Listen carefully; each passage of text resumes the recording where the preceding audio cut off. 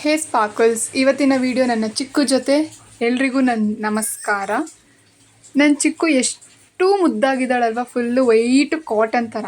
ಯಾರಿಗೆ ನನ್ನ ಚಿಕ್ಕು ಅಂದರೆ ಇಷ್ಟ ಕಮೆಂಟಲ್ಲಿ ಹೇಳಿ ಆಯಿತಾ. ಇಲ್ಲ ಇಲ್ಲ, ಇವತ್ತು ಫುಲ್ಲು ನಿನಗೆ ಇರಿಟೇಟ್ ಮಾಡೋದೆ. ಫುಲ್ಲು ಇರಿಟೇಟ್ ಮಾಡಿ ಕೂರ್ತೀನಿ ನಾನು. ಯಾಕೋ ದೊಡ್ಡೋಳಾಗ್ಬಿಟ್ಟಿದ್ಯಾ, ದೊಡ್ಡ ದೊಡ್ಡ ಮಾತುಗಳು ಬರ್ತೈತೆ. ಹೊಡ್ದ ಅಂದರೆ ಹಂಗೆ. ಇಷ್ಟೊಂದು ಕೋಪ ಸರಿಯಲ್ಲ ಚಿಕ್ಕು, ಸಾಕು ಬಿಡು. ನಿಂಗೆ ಎಷ್ಟು ಮುದ್ದು ಮಾಡಿದ್ರು ಅಷ್ಟೇ. ನಾನು ಹೋಗ್ತಿದ್ದೀನಿ. ಚಿಕ್ಕು ಜೊತೆ ಸ್ವಲ್ಪ ಮಾತುಕತೆ ಮುಗಿಸ್ಕೊಂಡು ನಾನು ಕಾಲೇಜ್ ಕಡೆ ಹೊರಟೆ. ಕಾಲೇಜ್ಗೆ ಹೋಗೋಕ್ಕೆ ಕಾಲೇಜ್ ಬಸ್ಸಿಗೆ ವೆಯ್ಟ್ ಮಾಡ್ತಿದ್ದೀನಿ. ನಮ್ಮ ಕಾಲೇಜ್ ಬಸ್ ಆದರೂ ಇನ್ನೂ 10 ನಿಮಿಷ ಆದರೂ ಬಂದಿಲ್ಲ. 10 ನಿಮಿಷ ಆದರೂ ಇನ್ನೂ ಬಂದಿಲ್ಲ. ಯಾಕೆ? ಅವ್ರಿಷ್ಟ ಗುರು, ಅವ್ರಿಷ್ಟ ಬರೋ ಟೈಮಿಗೆ ಬರ್ತಾರೆ. 55 ಆಯಿತು, ಇನ್ನೂ ಕಾಲೇಜ್ ಹತ್ರದ ರೋಡ್ಗೂ ಹೋಗಿಲ್ಲ. ಹಿಂಗೇ ಆಯಿತು.